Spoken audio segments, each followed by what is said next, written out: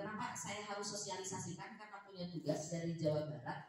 Kebetulan ibu yang diutus, jadi utusnya bukan KCD lagi dari Jabar, satu pengawas, satu kepala sekolah, dan satu kabid provinsi. Nah kebetulan yang itunya ibu gitu kan, yang terpilihnya. Jadi ya itulah yang harus memperkenalkan AN. Kenapa AN sudah berjalan tapi masih terus disosialisasikan? Karena kita sambil berjalan tapi sambil kita mengetahui gitu ya. Oke. Apa itu asesmen nasional? Nah, asesmen nasional itu disingkatnya dengan Bapak kan ngupingkeun AN ada yang suka gini. Oh, AN itu penggantinya dari UN. Itu tuh udah jelas salah ya. Jadi UN itu tidak ada hubungannya dengan AN.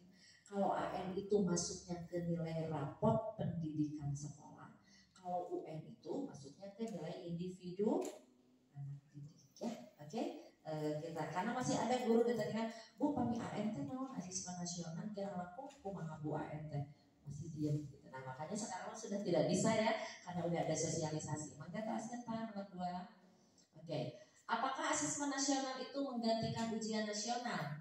Jelas di sana bilangnya tidak ya, karena ujian nasional itu mengevaluasi prestasi hasil belajar peserta didik. Kalau AN itu dia memberikan, jadi gimana ya? Kalau asesmen nasional itu yaitu untuk pemetaan, untuk pemetaan sekolah itu sampai di mana perkembangannya. Jadi maksudnya karena peserta didiknya, pendidiknya semua yang jadi lebih ke rapot sekolahnya. Kalau UN itu rapot anak didik, itu ya bisa ditekankan seperti itu ya. Oke, mangga Pak. Ketiga, mengapa perlu ada asesmen nasional? Ini asesmen nasional ini sejak bergulirnya Pak Menteri Pendidikan yang sekarang Pak Nadiem. Kenapa AN itu harus dibahas? Karena nanti berada hubungannya ke dalam kurikulum Merdeka. Karena di kurikulum Merdeka itu ada yang dinamakan dengan asesmen nasional. Itu ya ada asesmennya ya. Sekarang yang dilakukan apa Bu? Karena saya baru 1 kali kesini, yang dilakukan untuk sekarang kelas 10 sudah mulai ke kurikulum Merdeka. Sudah ya, sudah mulai ya. Oke. Berarti nanti ada pengembangan tentang P5-nya ya. Siap. Jadi di sini mutu layanan pendidikan dan penetapan rapot pendidikan. Nah ini, jadi mutu layanan pendidikan dan penetapan rapot pendidikan itu adalah fungsi dari AN. Pak. Apa tujuan dari ini? Nah, asesmen nasional ini bertujuan untuk mengukur hasil belajar kognitif. Kognitif itu berarti yang di AN kemarin yang sudah berjalan, yaitu numerasi dan literasi ya Ibu ya, yang numerasi literasi. Terus non kognitif, dan yang ketiga adalah hasil lingkungan, kualitas lingkungan belajar pada satuan pendidikan. Nah itu yang dilakukan untuk ujian asesmen nasional. Maka terasa Pak. Nomor berapa 5 ya? Siapa saja katanya yang menjadi peserta asesmen nasional? Terus yang dilakukan oleh pemerintah yaitu secara sampling diacak, yang menjadi pesertanya adalah kelas di SD kelas berapa? Dasarnya kelas 5, di SMP kelas 8, di SMA SMPR-nya kelas 11. Jadi mereka yang sudah mendapatkan proses pembelajaran sebelumnya, gitu ya. Oke.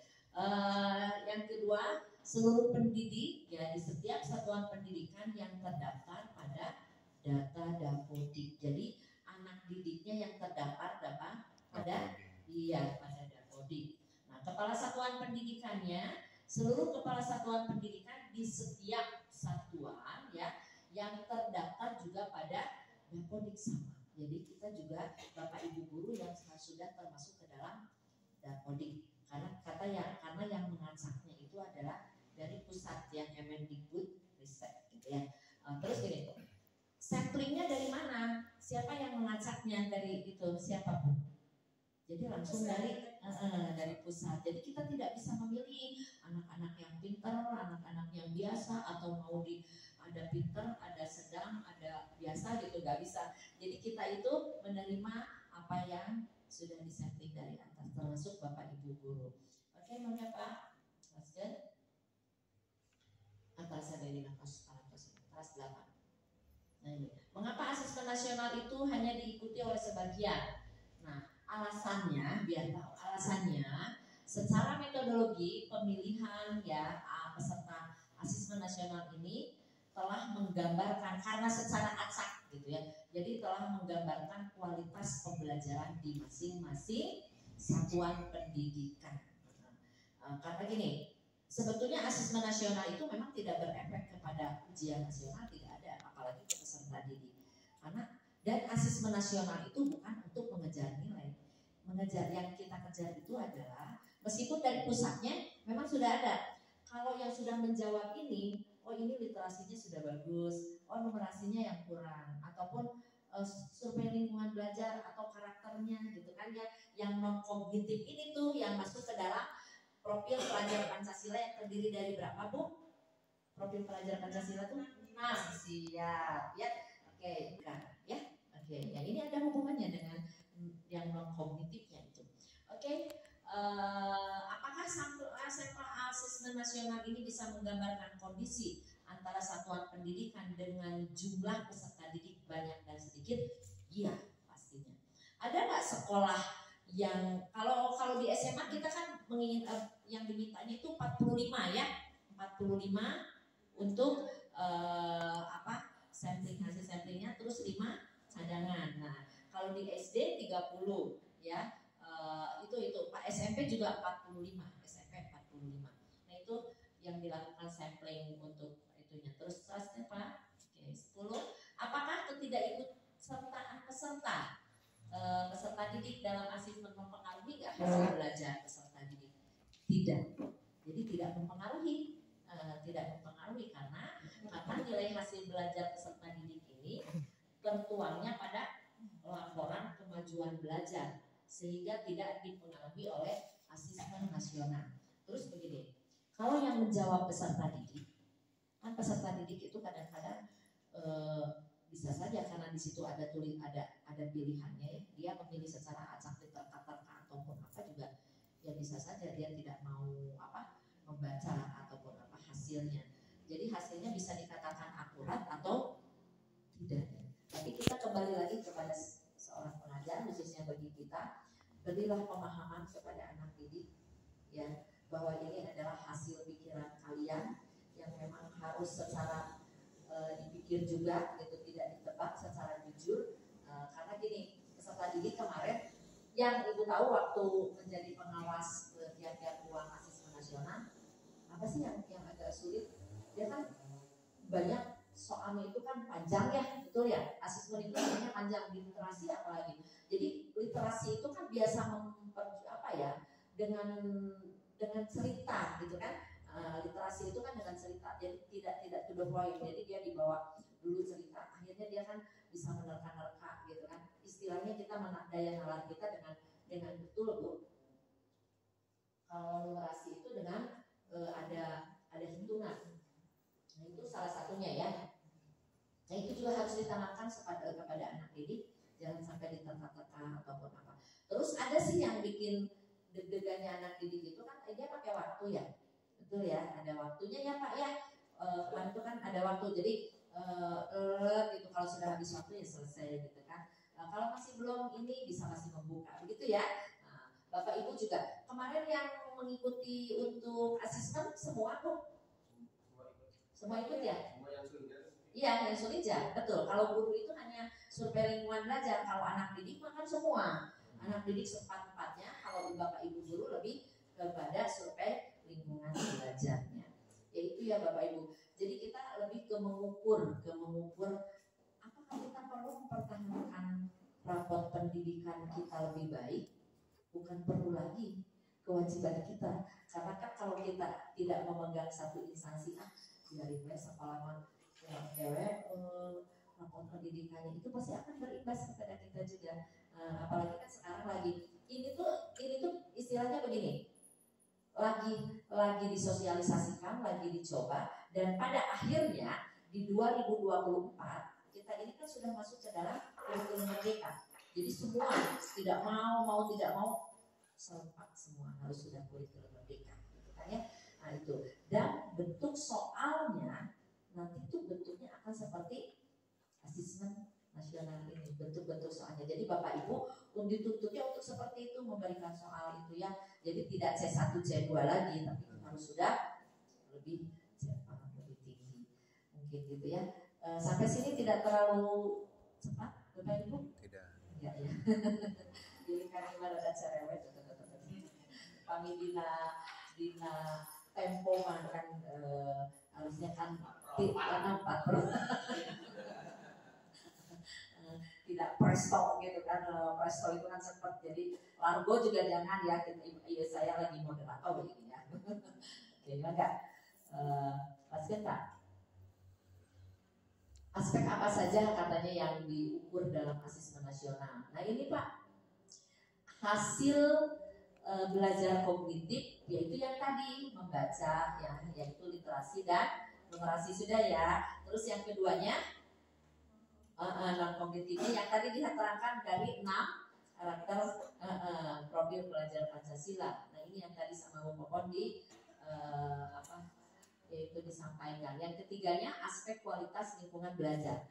Nah, karena ini saya di hadapan Bapak Ibu, aspek lingkungan belajar itu kita flashback ke yang tahun kemarin ya, yang lebih ditekankan pertanyaannya apa saja sih Bu, sekitar gimana? Enggak, siapa yang mau menjawab? Waktu itu masih ya 1 tahun yang lalu berarti ya Pak ya, kita mengadakan survei lingkungan belajar. Ibu kantos ya, saudara? Ya. Oh gitu ya. Jadi kalau terhadap murid ada ya. Jadi lebih ke guru lingkungan belajar sama anak didik juga ya. Contoh pertanyaan masih ingat nggak Bapak? Waktu itu masih ingat nggak? Oh iya. Ada kasus pembulian. Oh iya, ada kasus pembulian ya.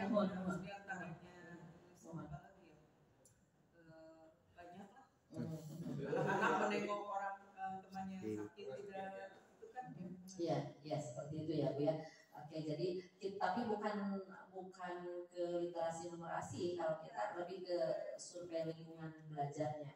Nah Bapak Ibu, apa yang kemarin disampaikan waktu saya di tingkat untuk sosialisasi di nasional itu Jawa Barat sendiri. Jadi si bagian di Budristek itu dia mengatakan bahwa Jawa Barat itu beradanya tidak terlalu di atas gitu kan. Maksudnya dengan kepedulian AN ini gitu kan. Jadi masih ada yang tidak bisa melakukan juga, tidak bisa melaksanakan, masih ada sekolah dengan kendala-kendala secara teknis. Tapi kalau semua yang teknisnya sudah aman, dia melakukan sih, teman-teman.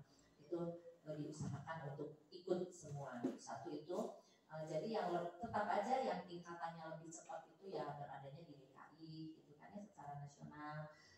Malah Bengkulu itu bagus, gitu kan. Jadi kemarin di peringkat kita berada di berapa ya, 70%-nya lah, 70% kita melakukan, 30% masih belum bisa gitu kan, yang belum bisa melakukan. Oke, terus terakhir ya Pak, nah ini asesmen instrumen ini yang digunakannya yaitu asesmen kompetensi minimum AKM. Terus hasil belajar non kognitifnya diukur oleh survei karakter 6 itu tadi ya Bapak Ibu ya. Terus lingkungan belajar, ini anak didik ya, lingkungan belajar juga ada didik disinggung. Terus apa saja nih yang dikerjakan oleh masing-masing peserta ya, yaitu literasi, numerasi, karakter, dan survei lingkungan. Anak didik itu mendapatkan 4 materi. Kalau Bapak Ibu hanya mendapatkan 1 materi, yaitu survei lingkungan belajar. Enggak, pilihan gandanya. Pilihan ganda yang dilakukan sampai yang dibuat sama anak yang dijawab, yaitu pilihan ganda. Yang kedua pilihan ganda yang pilih ganda kompleks ya. Nah, jadi kemarin sempat waktu saya mendekati anak-anak, kenapa sih agak bingung? Ya Bu, ini tuh pilihannya kok ada dua, kok pilihannya ada tiga, katanya gitu kan ya. Ternyata memang betul di sana kan bisa di checklistnya itu gitu kan, ada 2 dan 3 karena tersedia ganda komplek. Yang C-nya menjodohkan, kalau menjodohkan. Tapi pas ditanya yang agak dia menjadi untuk pemikiran itu katanya dalam hal menjodohkan. Terus tanya nggak jodohkan kesesatnya ibunya.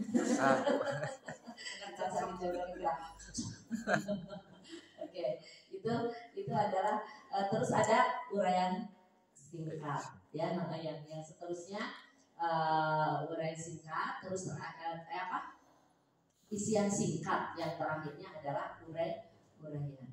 Sudah kebayang ya Bapak Ibu, mereka secara berpikir harus cepat, harus tepat, dan itu juga memakai waktu gitu kan ya. Tapi nu ditinggali kamari mah di pasihan waktu teh lumayan lami dan mereka tuh rata-rata kada bisa menjawab, entah itu jawabannya bukan masalah tepat dan tidak tepat kan di sini. Jadi menurut pribadi masing-masing ya, untuk mengukur rapotnya sekolah gitu kan. Jadi memang betul kalau dari di Budristeknya sudah memakai tadi. Kalau yang menjawab yang ini dia literasinya sudah sampai bagus, yang ini gitu kan sudah ada batasan AKM-nya, sudah ada gitu kan. Nah, tergantung kita. Terus muncul nggak setelah itu setelah selesai itu muncul nilai nggak Pak anak-anak? Nggak ya? Nggak ada ya. Jadi munculnya nanti di rapor pendidikannya. Jadi munculnya di rapor pendidikan. Yang masih ingat hasil rapor pendidikannya kita ini? Ditinggalin ya? Ya, nah itu ditinggalin rapor pendidikannya. Jadi kekurangannya di mana? Di literasi, di numerasi, ataupun di antara itu aja kan. Di sana ada warna merah ya, yang masih apa gitu. Nah itu juga bisa diolahnya itu melalui berbasis data PBD, ya, proses yang berbasis data itu PBD. Nah itu bisa lebih difokuskannya ke sana, ya. Oke, punten. Sampai sini ada yang mau ditanyakan?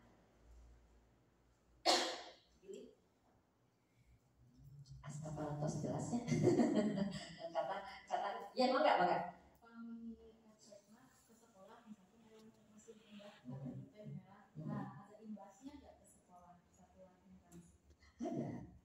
Ada imbasnya, tapi imbasnya bukan bahwa ini sekolah jelek dan bagus, bukan. Imbasnya itu yang merah itu harus diperbaiki gitu aja gitu kan. Masa atau saya rapor pendidikan ya kita kan pakai hati ya Pak Kepala, masih seperti itu lagi, datang lagi masih seperti itu lagi kan, pasti kan itu data ada di pusat kan, semua data ada di pusat. Akhirnya sekolah ini tidak mau berkembang kalau begitu gitu kan. Nah nanti kemungkinan, ya kita kan belum tahu, kemungkinan ada yang berhubungan dengan mungkin ada dana bosnya ataupun apanya gitu kan. Makanya suka ada pelatihan lagi untuk itu. Karena sekarang kan berhubungannya dengan arkas ya, rapor pendidikan tuh ya, ada berhubungannya dengan arkas yang sekolah ya. Mohon gitu Pak Gita. Oke, apa saja katanya, apakah tersedia kisi-kisi soal asesmen nasional? Tidak ada kisi-kisinya. Bapak biasa dibuka nggak ini ya?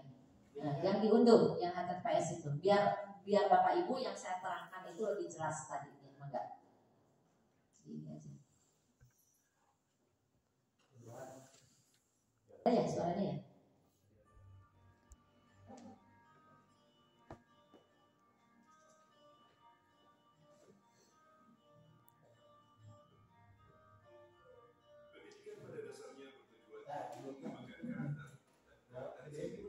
Udah ya, kedengeran.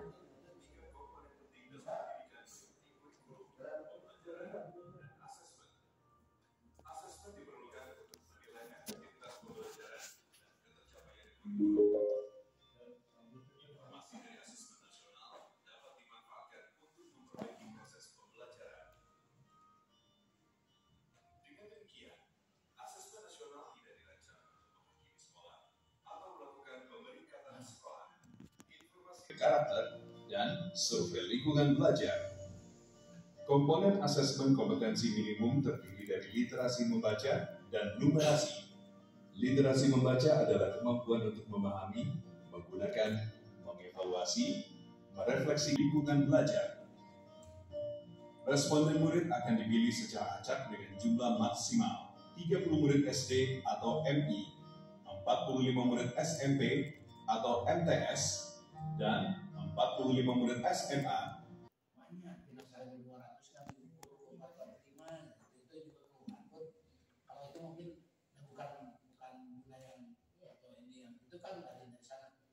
Permasalahan itu mungkin suatu saat Bunda mau waktu pusat dan itu bisa keluhan juga dari kami gitu. Jadi ini memang tidak mewakili gitu kan, kalau menurut teori hanya 45 dari 1.200 gitu ya, harusnya sepertiganya gitu kan, kalau paling tidak sampel Iya, betul. Eri harus itu juga. Ada satu pertanyaan waktu saya di tingkat nasional kemarin yang di Haris itu waktu di Bandung, itu kan dari berbagai ya Bu ya, beberapa provinsi gitu yang dari seneng ada yang dari Irian, dari Maluku, apa banyak gitu kan ya. Itu ada salah satu pertanyaan itu, apa bisa mewakili gitu kan, tetap yang dari nasional juga. Jadi ini tuh satu sosialisasi yang suatu saat ini akan bisa berubah Pak. Jadi ini ditampung dan itu akan diperhitungkan, gitu kan, itu. Jadi pertanyaan yang seperti Pak Kepala Sekolah ini itu banyak dipertanyakan di sana. Jadi kita tuh merasa, aduh, kan sekolah itu kan ada yang besar, ada yang kecil. Mungkin kalau bagi sekolah yang kecil tidak memenuhi, kan ada ya sekolah yang tidak memenuhi. Mungkin di sini juga sama, tidak 45 kan Pak ya di kelas 11. Nah itu juga tadi kan sudah ada pertanyaan ya, sudah ada. Apakah itu mempengaruhi? Jelas mempengaruhi ya. Kalau kekurangan juga sama Pak, mempengaruhi dari hasil. Makanya kita juga tidak bisa terlalu jor-joran ingin menghasilkan seperti itu. Waktu sampelnya juga kita mendapatkan kekurangan. Nah ini malah yang yang banyak gitu kan, sebetulnya itu sepertiganya. Itu pernah ditanyakan Pak. Itu menjadi satu catatan. Jadi ini kan bentuknya sosialisasi, kalau memang itu merasa masih memerlukan penambahan lagi, itu akan dipikirkan untuk ke depan, katanya gitu Pak. Karena asesmen nasional ini kan berhubungannya dengan kurikulum merdeka. Ini kan programnya Mas Nadiem ini, asesmen nasional dulu kan ayahnya rapor-rapor pendidikan gitu kan. Nah akhirnya ada ayah kan gitu kan. Nah itu salah satunya yang akan dipertimbangkan dan dipelajari Pak Kepala. Ya itu sudah. Saya pasti itu ke sana. Ya, terima kasih Bapak ya. Nah ini apa saja pelaksanaan asesmen nasional, pakainya dengan moda daring atau moda semi daring. Yang banyak dilakukan kemarin adalah dengan moda semi. Kalau daring, kenapa moda daring tidak banyak dipakai, bukan digunakan? Karena itu sinkronisasinya langsung ke pusat. Jadi kalau ada kelalaian dari kita, misalkan dengan sinyalnya, dengan apa gitu, itu otomatis kan tidak bisa berulang kembali ya. Jadi kita terganggu. Jadi pakainya banyaknya moda semi daring yang diunduh dulu gitu, itu tidak ada masalah. Kalau dengan moda daring kita langsung ke pusat. Nah, kalau dengan semi daring jadi kita berhubungannya dengan promptornya masing karena kita sudah diunduh. Tapi sekarang yang difasilitasi dengan Chromebook gitu, ini tadi ada nggak fasilitas itu Pak? Chromebook berapa? Itu ada nggak? Difasilitasi nggak kita semua? Kalau kemarin kalau yang sudah difasilitasi dan mendapatkan itu ya Chromebook itu katanya kitanya memakainya yang daring gitu, yang tidak semi gitu kan? Enggak ya? Pakai semi. Oh pakai semi ya? Oke, ya. Tapi nggak apa-apa kan di sini juga ada pilihan ya. Yang penting kita lancarnya saja Pak. Yang penting kita lancarnya saja. Teruskan Pak. Kalau di bawah ini intinya secara teknisnya. Jadi ini lebih fokus ke tugas dari para proktor ya. Jadi tugas Bapak Ibu yang saya terangkan sampai ke nomor 19 ya. Nomor 19 itu sebetulnya udah cukup. Terus diteraskan tadi sama siapa? Sama Pak Nadiem Makarim bahwa itu katanya ya. Jadi sekarang jangan sampai salah menjawab lagi.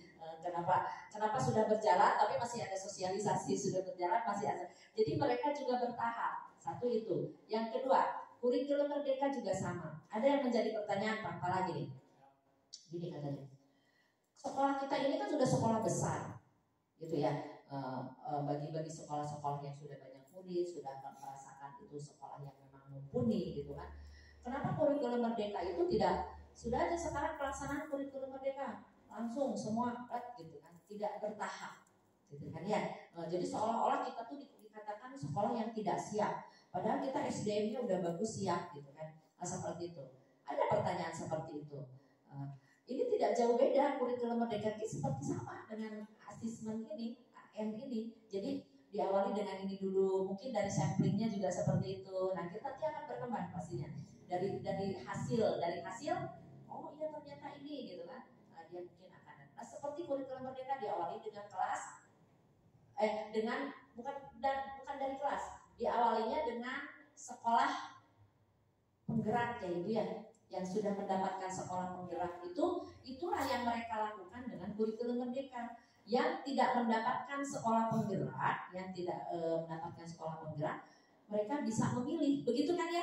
Di kurikulum merdeka ada berbagi, mandiri sama berubah ya, mohon. Nah, gitu kan? Nah, ada 3 yang pilihan itu. Kebanyakan yang tidak sekolah penggerak. Nah, itu pun kesempatan sekolah penggerak tuh, yang sekolah penggerak bukan berarti dia tidak bagus ataupun lebih bagus, bukan. Urusannya dengan umur kalau Bapak kepala sekolah. Pak Eri umurnya sudah 17 tahun ke atas ya. 50 ke atas dia tidak bisa mengikuti Bapak kepala sekolah. Akhirnya sekolahnya ya tidak bisa menjadi sekolah penggerak. Katanya pilih kamu sanesma, karena orang tua tuh begitu. Oh, sekolah saya sudah kurikulum merdeka gitu, merasa gitu. Padahal itu memang ada tatanan, ada fase-fasenya. Jadi pemikiran Pak Nadiem ya lagi-lagi kepemimpinan mereka tuh bertahap gitu semua, dari mulai asesmen, dari mulai kurikulum merdeka itu semua gitu ya. Jadi kenapa kabupaten yang banyak mendapatkan sekolah penggerak? Karena dilihat dari segi umurnya kepala sekolah itu dia mumpuni gitu, masih pada muda-muda. Makanya banyak sekolah-sekolah yang kecil malah di sana, sekolah di kabupaten yang masih diawali dengan orang-orang muda, mereka banyak yang sudah sekolah penggerak dan harus tidak mau tidak mau mengikuti kurikulum merdeka. Dan pada waktu itu karena kita gencar-gencar kurikulum merdeka itu, mereka dibiayai, jadi dapat sharing dana untuk kurikulum merdeka. Jadi ada dananya dari kurikulum, makanya mereka jor-joran kan. Tapi dengan perkembangan makin kesini dananya menyusut. Akhirnya kita disuruh pas waktu kita di 2024 silahkan itu memakai kurikulum merdeka. Jadi yang bukan percobaan, yang dikasih kesempatan untuk sekolah penggerak itu masih didanai awal-awalnya, gitu ya. Terus masalah guru penggerak, ya, kita masuk lagi ke guru penggerak. Sekarang yang mau meniti karir seperti saya, misalkan jadi kepala sekolah seperti Bapak, seperti saya, itu harus dari guru penggerak. Makanya harus ikut. Siapa yang bisa mengikuti? Honorer juga bisa, tapi dengan catatan katanya 5 tahun harus sudah sampai 5 tahun ya. Jadi ini sudah bisa masuk ke guru penggerak. Apalagi Bapak Ibu yang sudah mumpuni dari luas ya silahkan gitu kan. Kalau kita mau menginginkan yang lebih. Dan suatu saat bisa saja itu dipaksakan juga dari Wakasek juga. Kemungkinan nanti harus mendahulukan dulu guru penggerak. Akan kemungkinan seperti itu. Ya Pak Kepala ya kemarin gitu kan banyak kan dia tidak bisa, kepala sekolah kan kemarin ada yang mau ke pengawas karena dia tidak punya passwordnya guru penggerak, jadi mundur. Aturan di tengah-tengah. Nah betul. Aturan itu adanya di tengah-tengah sehingga buat Jawa Barat mah ramai. Tapi Pak Punten di Kalimantan tidak Pak. Kalimantan kemarin kan Ibu asesmen nasional itu dengan berbagai provinsi ya. Ya kita kan ada satu kamar apa-apa. Dia tidak ada ramai kayak kita. Dia berjalan aja. Oh kalau di kita mah enggak Bu. Kita sudah berjalan gitu kalau ngomong. Kita kita sudah berjalan malah sekarang dari guru penggerak apa-apa gitu kan. Jadi berbeda-beda setiap situasi provinsi gitu. Kalau kita mah seolah-olah banyak ditentang karena itu di tengah-tengah tidak dari awal ya, banyak ditentang, akhirnya mengatakan untuk Jawa Barat gitu kan. Jadi ada begitunya, ada ramenya kalau Jawa Barat gitu ya. Ada yang tanyakan Bu? Ya, jadi polemik saja yang mau jadi pengawas akhirnya tersendat. Iya, betul. Memang betul, tidak pengawas, tidak kepala sekolah sama Bu. Tapi bahkan kemarin kata Pak Dedi, Pak Haji Dedi, Pak KCD ya, untuk kepala sekolah khususnya. Kalau untuk kepala sekolah katanya mau ada, mau diselenggarakan atau telah diselenggarakan, saya nggak tahu nih Pak Eri ya, bilang gini, bahwa khusus untuk menjadi guru penggeraknya itu, gitu kan, seolah-olah gini ada satu seperti bimtek lah atau apa bentuknya dan mereka bisa mendapatkan ya sertifikatnya ataupun apanya gitu kan. Kalau guru penggerak itu dulu kan kurang lebih di 9 bulan Bu. Ya yang pertama-tama tuh 9 bulan prosesnya sampai ke akhir. Sekarang udah mulai mundur gitu kan, lebih diperingan lagi gitu kan. Nah seperti itu Bu. Jadi memang betul janji, saya ingat waktu itu lagi di Santika, kepala dinasnya masih Pak Haji Dedi dulu, berlomba-lomba lah katanya dalam karir itu dari guru penggerak waktu itu. Ya waktu Pak Abur menjadi KCD 12-nya Pak Haji Dedi yang di itunya, yang di provinsinya ya. Oke, jadi Bapak Ibu, kita mah karena memang ya tergantung, tapi saya kembalikan ke Bapak Ibu juga, kalau kita ingin sesuatu yang maju, maulah berakit-rakit dahulu gitu kan, ya, bersakit-sakit itu ya intinya, dan ngiring guru penggeraknya Bu, sanes hal yang mudah masa muda gini ya Pak ya, dari mulai waktu, dari mulai ini, kadang-kadang di tengah-tengah tidak dilanjut ataupun apa itu ada gitu kan ya, tapi kalau kita memang benar mau ini mah berusaha, pasti ada hasil sih sebetulnya, pasti ada hasil. Di sini tidak ada yang mengikuti guru penggerak, Bapak enggak? Pak Reza enggak? Nah, berapa tahun jadi honorer Bapak? Sudah masuk Dapodi kan? Berapa tahun? Berapa tahun? Yang penting udah masuk Dapodi, dan berapa tahun gitu kan, minimal di 5 tahun. Harus Bapak? Belum ya? 4 tahun. 4 tahun, iya. Oke. Jadi ini mah bukan belum masuk ke dalam tatanan Ibu. Oh belum juga ya, belum ya. Belum apa sendiri? Oh kadaluarsa. Pembelajar tapi tersendat di SIM PKP. Oh gitu ya. Oh waktu guru pembelajar. Terus? Oh iya. Tuh makanya ulah diikat tersendat dengan usia gitu kan. Makanya makanya inilah ya gitu kan. Ya seperti itulah aturannya ya. Gitu sahur Pak kepala kita mah, kita sudah berusaha tapi kalau belum di Allah belum mengizinkan ke sana waktu. Jadi kita harus ini juga ya. Iya, berarti inilah yang terbaik buat kita. Gitu. Harus seperti itu, tapi harus berusaha. Intinya berusaha. Dan yang harus gitu teh sahur anu tos berusaha, anu teu berusaha enggak akan ada kata-kata seperti itu ya Pak ya. Iya, saya juga sama kok. Dulu punten ya, Pak Eri saya kayak gini. Kan kalau orang seni mah tahu sendiri ya, ini mah ngomongin karir aja dikit gitu kan. Jadi tidak ada sedikit pun menjadi pengawas, nggak ada sedikit pun dari dulu. Saya dari sini dari SM dari Al Azhar dulu ngajarnya, yang kata dulunya kan saya dari IKIP ya, zaman dulu IKIP Jakarta. Jadi nggak mau berkarir itu udahlah saya mah jadi guru nggak apa-apa, tapi ini di swasta, dan karena negeri mah dulu mah masih dipandang sebelah mata. Waktu zaman ibu ya, sekarang kan udah enggak. Jadi berpikir udahlah. Ternyata ini kan sama Allah saya harus pulang ke sini dan menjadikan PNS gitu kan. Ya seperti itu. Orang seni kan tahu sendiri kalau di sekolah kan musuhnya kepala sekolah.